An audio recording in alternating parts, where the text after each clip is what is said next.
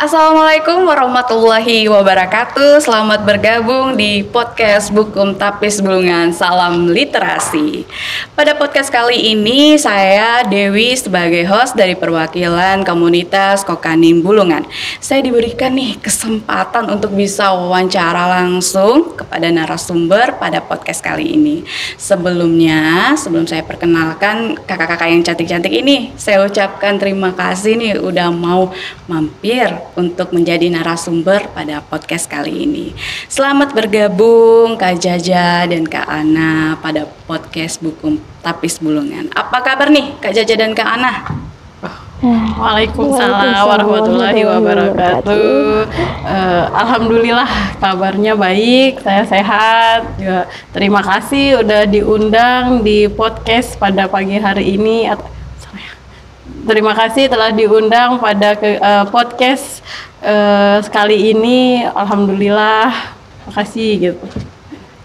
Kak Ana? Ya, alhamdulillah kabar saya juga baik, sehat. Ya. Mungkin bisa perkenalan sedikit nih buat teman-teman literasi nih, karena pasti pada penasaran nih ya. Kak Jaja nih nama lengkapnya siapa, terus dari komunitas mana, mungkin bisa disampaikan ke sahabat-sahabat literasi.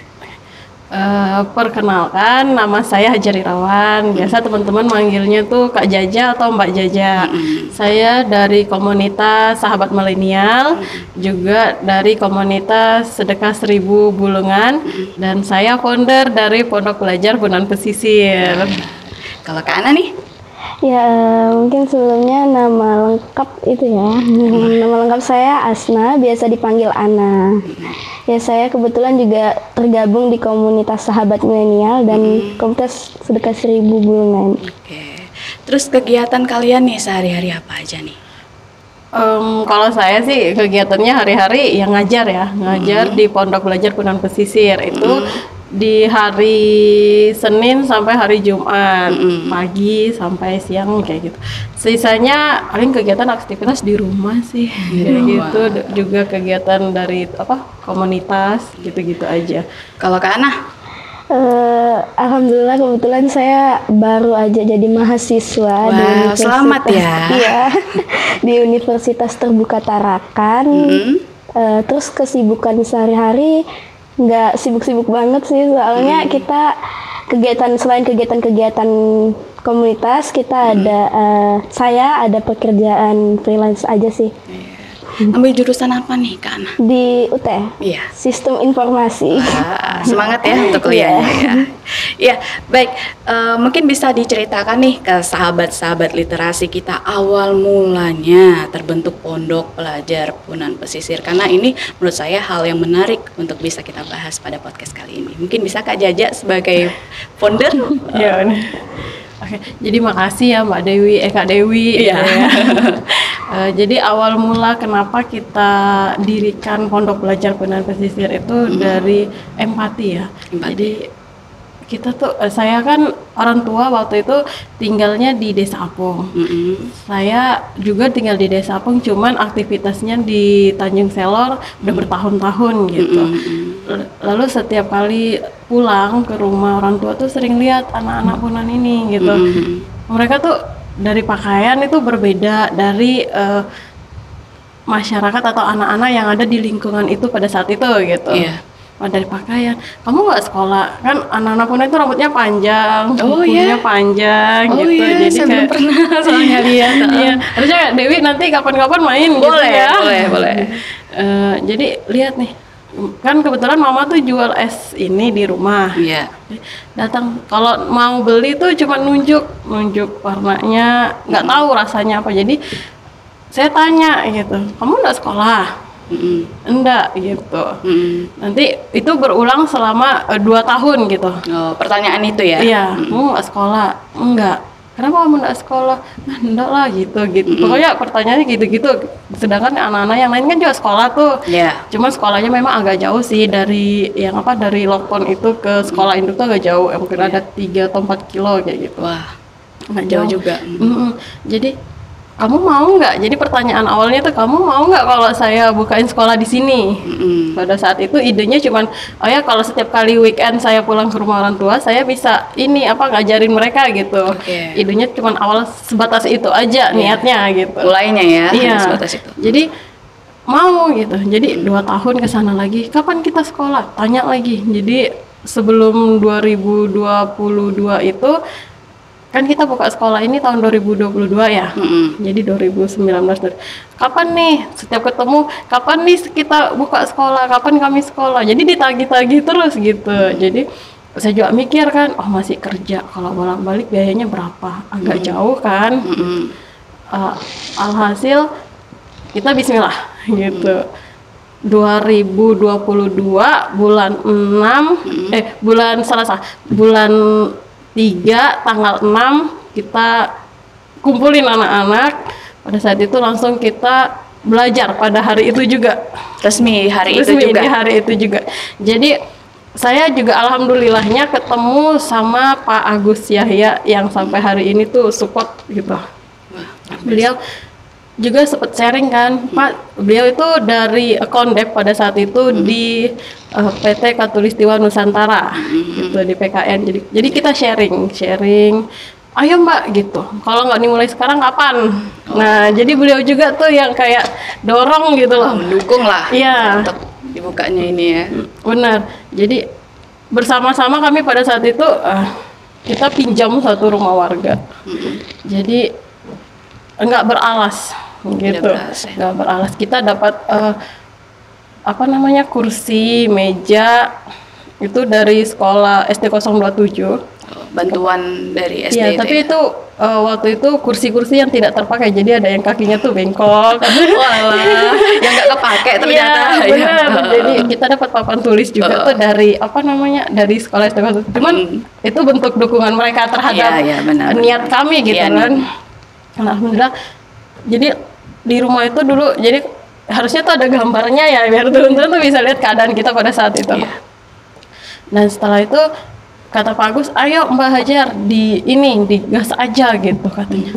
Ya, jadi bismillah kita buka tanggal 6 bulan 3 itu anak-anak pada datang. Beliau malah terharu, nangis gitu pada saat itu. Sedih, aduh Mbak semangatnya gitu. Padahal kita buka antusiasnya. Iya benar, antusias anak-anak. Ternyata mereka mau sekolah, cuman tidak ada mungkin ekonomi orang tuanya. Identitas juga. Karena Punan ini juga memang identitasnya pada saat itu belum lengkap. Artinya kalau kita normalnya ya ada KK, KTP, akte, itu salah satu persyaratan untuk kita mendaftar ke sekolah formal seperti itu. Tapi alhamdulillahnya sampai hari ini tuh antusias mereka belajar tuh menggebu-gebu gitu. Dari awal mereka nggak kenal huruf nih, mungkin bisa tahu nih ABC, tapi pas ditunjukin yang mana nggak tahu gitu. Iya. Angka juga seperti itu. Yang awalnya mereka nggak terlalu kenal warna, paling yang tau lah merah gitu kan, kuning, tau gitu-gitu. Cuman kalau ini nggak terlalu kan. Jadi alhamdulillah sekarang kita udah setahun berjalan, anak-anak antusias, semangatnya masih tetap semangat sampai hari ini gitu. Dan juga udah ada beberapa anak yang memang bisa baca, bisa tulis. Wah, luar biasa sekali. Mungkin dari Kak Ana yang mau disampaikan terkait dengan tema pada hari ini, Pondok Pelajar. Mungkin ada yang mau disampaikan? Saya terharu ya. Ya, sama saya juga terharu mendengarnya. Ya, mungkin dari saya atau teman-teman sahabat milenial itu cuma bisa kasih dukungan aja sih buat Kak Jaja dan adik-adik yang ada di sana. Mungkin cuma bisa bantu tenaga, pikiran. Jadi kayak yang ini sudah berjalan lama ya Kak ya. Iya, mau setahun ya tadi katanya di bulan 3 ya. Ya udah setahun. Kebetulan kita juga dari sahabat milenial baru sih gabung, jadi kayak baru yang kegiatan-kegiatan rutinnya setiap sebulan sekali. Terus kita juga ada program kemarin itu buat taman baca di sana. Luar biasa. Iya, taman baca Pondok Belajar Punan Pesisir. Luar biasa kontribusinya ya. Berarti saling menutupi, saling dukung lah gitu. Kekurangannya saling kita dukung. Di mana nih kekurangannya. Oke. Mungkin bisa disebutkan juga nih anak-anak yang aktif atau yang minat ke pondok belajar. Kalau saat ini kita punya 27 siswa. Untuk saat ini ya? Saat ini kita ada 27 siswa yang aktif di Pondok Belajar Punan Pesisir, itu dari usia 4 tahun sampai 16 tahun. Yang awalnya itu kita ada 32 siswa, tapi itu tergabung dari orang tuanya. Jadi orang tuanya itu sempat ikut belajar kan, tapi hanya beberapa bulan. Setelah itu mereka dengan kesibukannya masing-masing dan juga harus buka ladang kan, harus bantu suaminya ikut cari nafkah atau nelayan gitu. Jadi agak ini kalau mau ikut sekolah. Berarti pondok belajar ini dibuka untuk umum juga, bukan hanya untuk anak-anak aja. Berarti masyarakat pun boleh mampir yang mau belajar di pondok belajar, welcome ya. Boleh. Iya benar. Jadi masyarakat atau teman-teman dari mana saja kalau misalkan punya minat atau punya empati terhadap anak-anak Punan Pesisir yang ada di tempat kami, monggo silakan. Mereka belajar, kita belajar juga, kita sama-sama belajar. Makanya itu namanya Pondok Belajar Punan Pesisir. Punan Pesisir itu memang kita khususkan aja untuk anak-anak Punan. Memang target kita kan mereka. Cuman Pondok Belajar itu untuk siapa saja yang mau belajar, mau mengajar, welcome, silahkan gitu. Mungkin bisa nih disebutkan pihak-pihak dari mana saja nih yang mendukung Pondok Belajar ini, Kak? Kalau untuk sampai saat ini kita didukung penuh dari PT Pesona Khatulistiwa Nusantara, PKN itu ya? Alhamdulillah, dan juga memang Desa Apung adalah ring 1 dari PKN gitu kan. Dan dari awal itu yang saya bilang dari Pak Agus juga yang memperjuangkan kita sampai hari ini. Jadi di sana ada pemberian makan tambahan itu dari PKN. Dan itu rutin setiap bulan. Itu untuk anak-anak.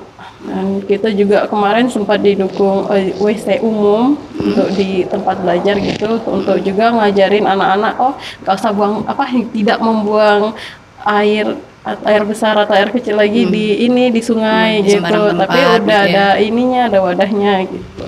Dan juga ada teman-teman dari komunitas sahabat milenial, ada teman-teman dari sahabat sedekah 1000 bulungan kayak gitu. Banyak sih sebenarnya. Kita juga ada dari Kriski gitu. Ada juga dari Panen juga sering support kita, dari Dokter Ai. Makasih banget dari teman-teman, dari donatur-donatur tuh udah peduli banget gitu sama kita. Kalau dari pemerintah nih, ini agak sedikit, dia sentil-sentil dikit nih. Kalau dari pemerintah apa nih dukungan? Kita kemarin sempat komunikasi sama pihak Dinas Pendidikan Kabupaten. Cuman sampai hari ini sebatas komunikasi. Sebatas komunikasi saja. Iya, benar.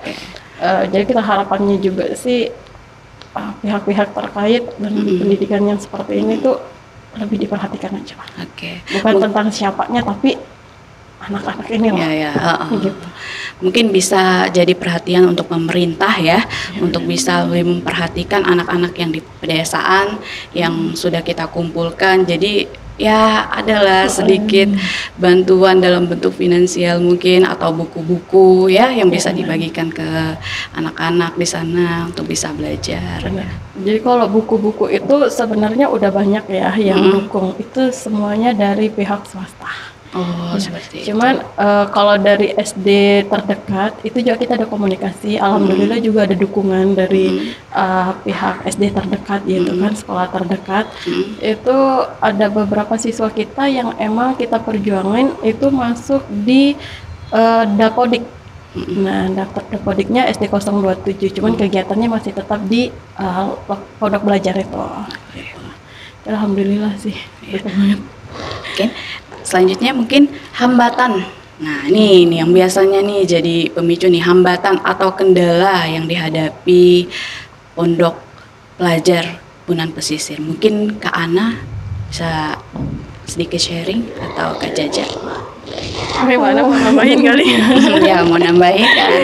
Iya, mungkin dari kita teman-teman sahabat milenial itu karena tempatnya bisa terbilang jauh ya. Di Iya. Apung kita kan dari Tanjung Selor.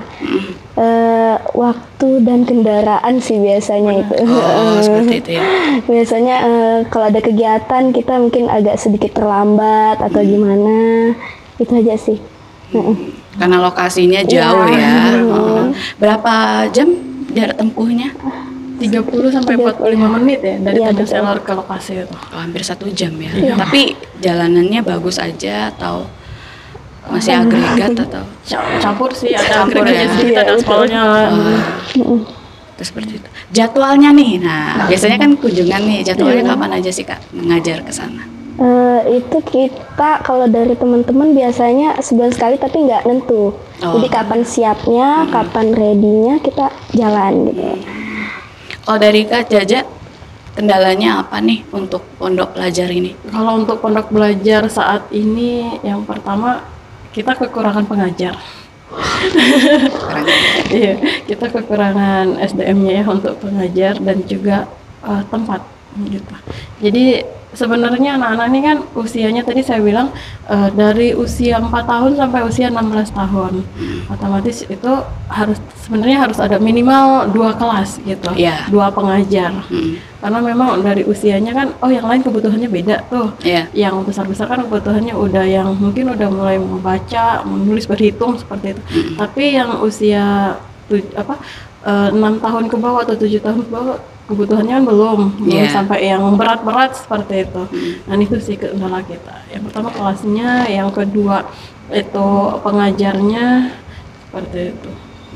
Semoga podcast kali ini bisa mendapat perhatian ya, baik itu masyarakat maupun pemerintah ya. Amin. Harapan kita Harapan seperti kita itu. semua seperti itu. Tadi saya ngomong harapan. Nah, saya lanjutkan lagi. Harapan Kak Ana dan Kak Jaja untuk pondok belajar Punan Pesisir nih. Siapa dulu?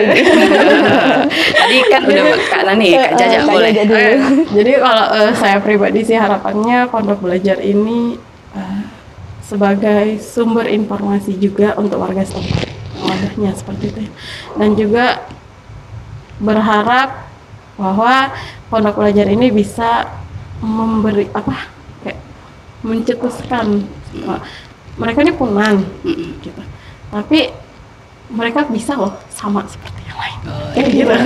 Orang-orang pengen seperti itu sih. Artinya kita bisa ciptakan bibit-bibit yang baik, yang berkualitas, di pondok Menyetarakan belajar. lah Iya, anak-anak seusia mereka benar. juga bisa. Bisa. Dengan adanya pondok belajar Punan Pesisir ini, harapan saya juga bahwa tidak ada lagi sudut pandang yang berbeda dari mereka Punan. Oh iya. Kami nggak ada lagi yang kayak gitu. Pendidikan itu untuk semua orang, untuk semua anak. Gitu. Saya terharu, agak sedikit emosional ya, karena rasa cinta kita tadi terhadap anak-anak yang ibaratnya jangan sampai ada perbandingan antara suku ini dan suku ini. Kita semua sama, Iya, gitu. Kita betul. sama. Berhak punya pelayanan kesehatan yang baik, Benar, pendidikan yang baik, benar. ekonomi yang baik. Oke. Kalau Kak Ana sendiri? Kalau dari kita teman-teman sahabat dunia mungkin ya semoga adik-adik dari pondok belajar itu bisa mendapatkan sama kayak Kak Jaja tadi, bisa mendapatkan pendidikan yang baik, kesehatan itu ya kayak ekonomi yang baik. Dan terus kita juga mau anak-anak atau adik-adik yang ada di sana itu nggak istilahnya kayak minder gitu. Kita di kampung, anak-anak yang di kota kita di kampung, minder. Makanya kemarin kita buat Taman Baca itu salah satu program kita supaya anak-anak di sana bisa merasakan ini loh fasilitas yang ada di kota. Kalian juga bisa dapat gitu. Kalian juga bisa merasakan keindahan atau fasilitas yang ada di kota. keterbelakangan atau ketinggalan seperti itu. Luar biasa sekali. Saya cukup terharu loh. Baik, berakhirlah sudah podcast kita pada kali ini. Semoga bisa menjadi inspirasi dan perhatian untuk pemerintah dan masyarakat Provinsi Kaltara. Dari Kak Jaja dan Kak Ana, mungkin ada yang mau disampaikan nih untuk perpustakaan Bulungan khususnya? Saya duluan kali ya. Ya, boleh. Yang pertama saya ucapin terima kasih banget sama perpustakaan, karena memang perpustakaan juga udah mendukung kita untuk fasilitas buku di ada Pondok ya? Belajar Penan Pesisir gitu. Dengan program pertukaran ini yang pinjem Pinjem buku itu ya? Iya. Jadi itu bisa yang per 3 bulan itu kalau nggak salah ya? Benar. Jadi itu dipinjemin, nanti 3 bulan diganti, boleh diganti seperti itu. Dan alhamdulillah jadi anak-anak senang gitu, karena bukunya sesuai dengan kebutuhan kita, yaitu buku bergambar. Dan yang kita dapat pinjaman dari perpustakaan itu memang buku bergambar, dan itu alhamdulillah banget membantu saya dan juga anak-anak yang ada di sana. Dan harapan saya bahwa program-programnya perpustakaan ini memang bisa merambah ke semua bidang seperti itu ya, apalagi di pendidikan. Terima kasih banget sama perpustakaan. Aja sih kayaknya dari saya. Kalau dari Kak Ana, yang mau disampaikan untuk perpustakaan Bulungan nih? Iya, mungkin ucapan terima kasih juga ya karena sudah membantu adik-adik yang ada di di Pondok Belajar Penan Pesisir. Terus harapannya mungkin ya bisa lebih menjalar lagi, bisa lebih ini lagi, semangat meluas lagi ya, lebih semangat lagi untuk memberi dukungan ke adik-adik atau ke teman-teman lainnya. Luar biasa. Baik, mungkin pada podcast kali ini terima kasih Kak Jaja dan Kak Ana sudah meluangkan waktu. Sukses terus dalam berkarir. Sampailah kita pada penghujung podcast kali ini. Untuk sahabat literasi yang ingin menyampaikan kritik dan sarannya bisa di komen di kolom komentar.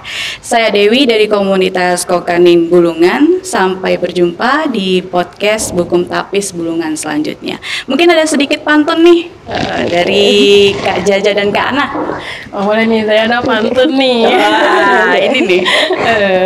Tapi bantu dibilang cakep gitu kali. Boleh. Pagi hari makan kelapa. Cakep. Rasanya enak, bikin ketawa. Cakep. Kita di sini telah berjumpa. Cakep. Untuk acara yang istimewa. Wah, luar biasa, bungkus.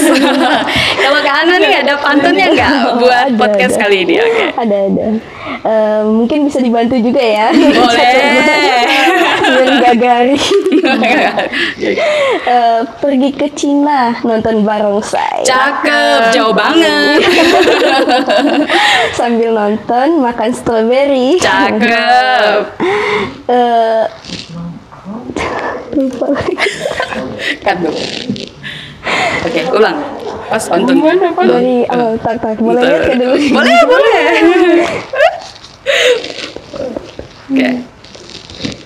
Oke, 1, 2, 3. Mungkin dari Kak Ana pantun sedikit nih untuk kita. Boleh. Oke, baik. Langsung ya. Langsung aja. Pergi ke Cina nonton barongsai. Cakep, jauh banget.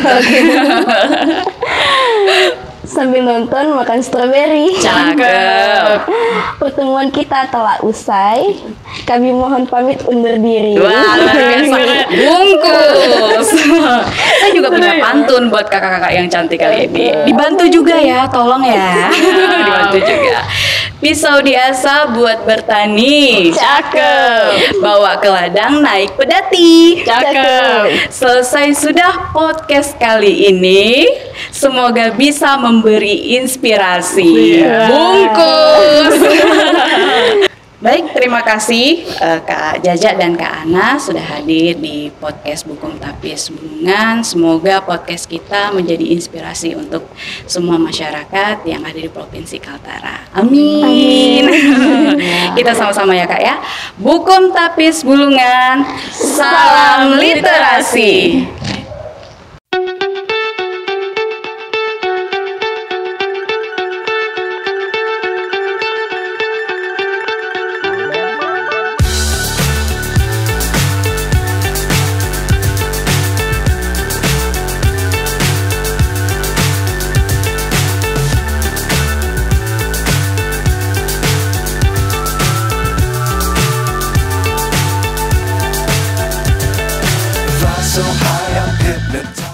Wah, kali ini kita ada sponsor dari UMKM yang ada di Bulungan, ya Kak Jaja ya? Iya benar nih, ada beberapa produk nih. Nah, apa aja nih produk-produknya Kak? Mungkin bisa dibantu dijelasin ke teman-teman literasi. Ini ada kacang telur. Kacang telur. Ini by Rimikas. Rimikas. Dari by Rimikas.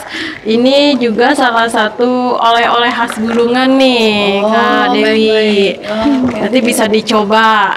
Oke, di sini juga ada. Wah, ini siapa sih yang nggak tahu nih warga Bulungan? Seruyuk. Ya. Seruyuk ini dari si Zahro. Si Zahro. Nah, salah satu juga produk UMKM. UMKM yang tadi Bulungan ya. Iya, bener. Dan ini tuh kayaknya best seller juga ya. Termasuk best seller ya. Ini cara lain makan ikan. Gitu. Jadi kalau kita makan ikan kan harus di lauk atau di meja makan. Nah, ini enggak nih. Bisa dibawa kemana aja. Oh, bisa Ikan dicemilin. Oh ya, bisa dicemilin. Nah, itu si Zahro. Ini ada juga nih si Zahro nih. Ini apa nih Kak? Itu keripik tempe. Ini keripik tempe dari si Zahro juga. Nah, ini rasanya original. Ini salah satu tambahan protein ya. Bisa dicemil di mana saja. Ini nih yang ada apa? Ada logo-logo ininya nih. Kue hao. Ini ada kue hao. Nah, kalau teman-teman yang belum tahu, kue hao ini adalah khas kuenya orang Dayak. Jadi kue hao ini selalu ada di acara-acara besarnya orang-orang Dayak. Oh, orang-orang suku Dayak. Iya, benar dari suku Dayak. Jadi kue hao ini memang diangkat itu untuk ini loh yang ada di yang ada di kabupaten kita, yang ada di wilayah kita gitu. Makanannya, makanan khasnya. Iya, karena memang nggak ada yang angkat. Cuman ini selalu ada, dan ini cara mengerjakan itu bergotong royong. Gitu. Jadi setiap kali ada acara hajatan, ibu-ibu tuh selalu bikin. Bikin ini ya, iya. buat tamu-tamu yang datang ya. Iya, dan ini juga rasanya enak. Rasanya kayak apa nih Kak? Pernah makan nggak Kak? Boleh. Ini boleh dibuka. Itu boleh dibuka. coba Kak, ini dirasain ini. Ini ya mungkin boleh dibuka. Iya. Nah, ini boleh dicoba. Ini kue hao enak, gurih manis gitu. Oh, gurih manis. Iya, ini dari tepung ketan. Tepung ketan. Kayaknya Kak Jaja pernah buat deh. Sampai tahu nih ini dari karena Kupras. ini aku kan tinggal di Kalimantan ya. Iya. Jadi beberapa teman tuh emang dia orang Dayak gitu. Jadi dari suku Dayak gitu kan. Dan setiap Natalan ini yang diincar gitu. Jadi ini yang disediakan banget, ya, khas banget ya. khas banget gitu. Jadi alhamdulillah banget ada UMKM kita tuh yang ngangkat ini gitu loh. Jadi ini salah satu khas kalau menurut saya gitu. Dan Mungkin bisa dicoba Kak. bisa. Nah, ini divariasiin juga, coba nih. Iya, oke. Ini ada warna-warni ya. Iya, benar. Warna-warni ini. Lucu sih sebenarnya ini. Crunchy. Bener Kak, kalau mau beli nih produk-produk ini di mana? Nah, Kalau kalau mau pengen buat oleh-oleh nih untuk kerabat-kerabat jauh kita sebagai khas makanan dari kampung kita nih apa nih? jadi Tempatnya teman-teman di mana? bisa kalau misalkan mau nyaranin nih teman-teman mau belanja produk oleh-oleh ya, bisa kunjungi stand Unka Store. Itu juga ada beberapa produk UMKM yang ada di sana, itu di Jalan Jeruk, tepatnya pas depan kolam renang Alen. Gitu. Atau bisa hubungi kontak person yang ada di bawah sini. Atau ada IG-nya nih, ada IG-nya juga. Ada IG-nya juga. Unka Cemilan Kekinian. Biasanya kalau ada festival atau acara UMKM produk-produk seperti ini mungkin ikut juga kali ya. Ikut, selalu diikutkan gitu. Alhamdulillah. Emang dukungannya pemerintah terhadap UMKM seperti itu. Oke. Tapi Kak Jaja ini kalau nggak salah ya, tapi emang ada sih di Alfamidi juga udah ada. Oh iya, benar benar. ya. Berarti dukung sekali ya. Kaltara udah ada. Nah. Jadi udah ada di mana-mana. Udah ada di mana-mana nih ternyata Kak Dewi. Baik, untuk teman-teman yang mau bawa oleh-oleh untuk keluarganya, kalau ditanya apa sih makanan khas dari Bulungan gitu atau dari Kalimantan Utara, nah bisa nih dipilih varian ini tadi, ada kacang telur, ada suruyuk, terus ada kue hao. Nah, ini kue hao khas ini bisa didapatkan di alamat Jalan Jeruk, dan di Alfamidi juga sudah ada. Jadi bolehlah diicip biar pada nyoba ya kerabat-kerabat kita yang jauh. Nah ini nih cemilan yang sedikit menarik juga nih, yang salket banana. Ini cemilan apa nih Kak? Ini cemilan keripik coklat, keripik pisang coklat. Sebenarnya ini dipelopori oleh Bunda Suryana, tapi sekarang udah dikelola sama sahabat milenial Kaltara. Berarti udah berpindah ya? Iya, udah berpindah. Udah berpindah. Dan kalau mau beli sama juga ya? Sama juga, sudah ada di Alfamidi, udah ada di Panen Square, oleh-oleh Kaltara dan Unkastor. Oke. Wah, ini kan salket, keripik pisang coklat yang lumernya sampai ke hati. Cobain ah.